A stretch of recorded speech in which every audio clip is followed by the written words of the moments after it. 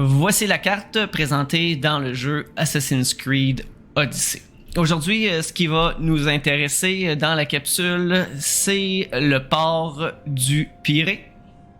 Le port du Pirée est le port contrôlé par la cité-État d'Athènes. Athènes, qui est une cité-État, c'est-à-dire une ville qui est autonome et indépendante, il faut voir Athènes comme étant un pays.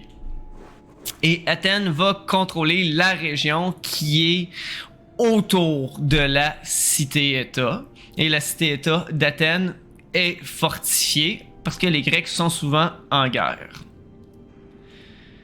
Comme il a déjà été question, la mer est très importante pour les Grecs. La mer est pour la pêche, la mer sert pour le commerce et la guerre.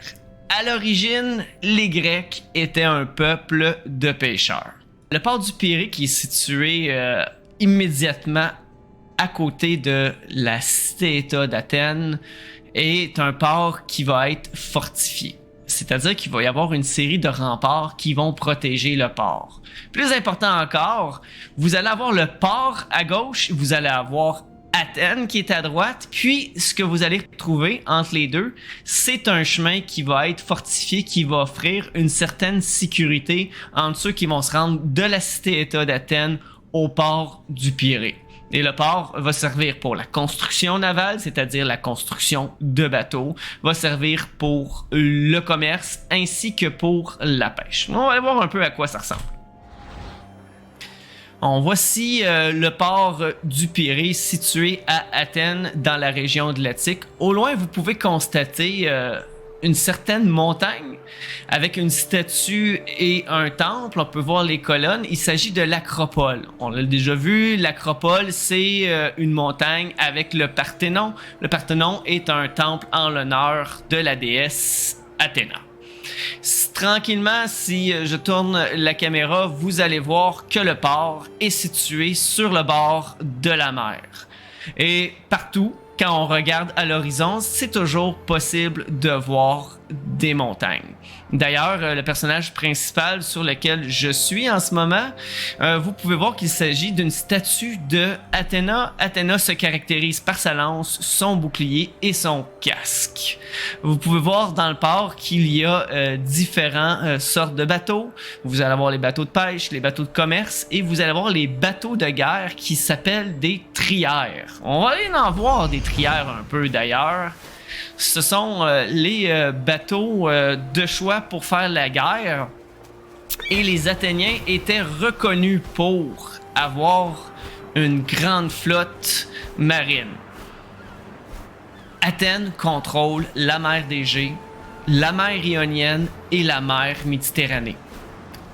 Tandis que Sparte, qui est reconnue pour ses guerriers, a une très très grande puissance terrestre.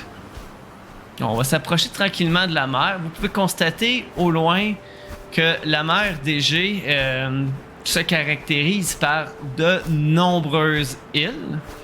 Et vu que les Grecs sont des commerçants et des pêcheurs, vont construire une série de ports qui va donner accès au territoire. On peut voir ici, on va descendre un peu plus au Rollo. On va aller avoir deux bateaux de guerre.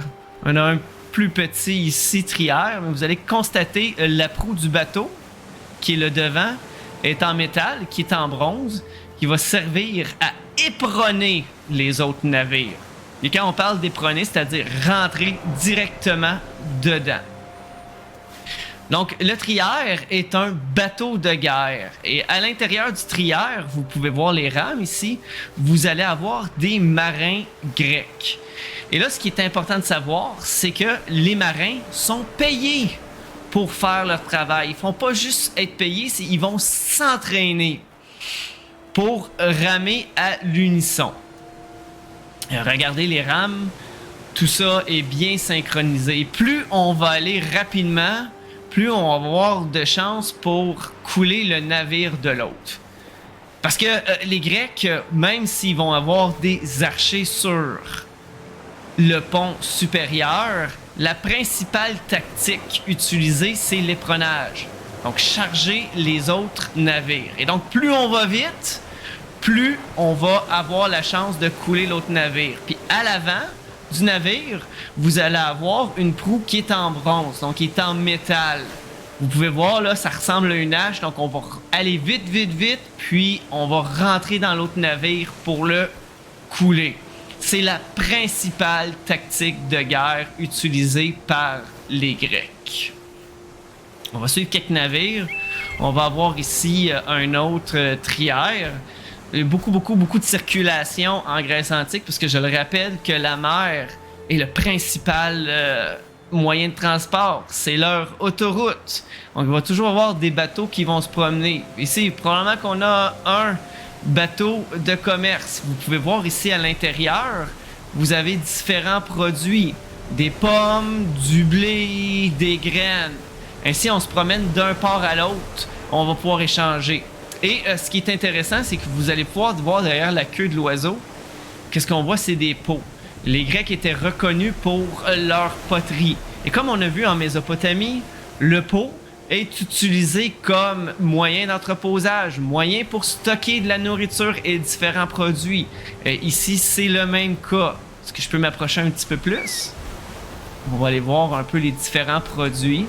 Et donc, c'est vraiment un bel exemple que les bateaux étaient utilisés pour le commerce.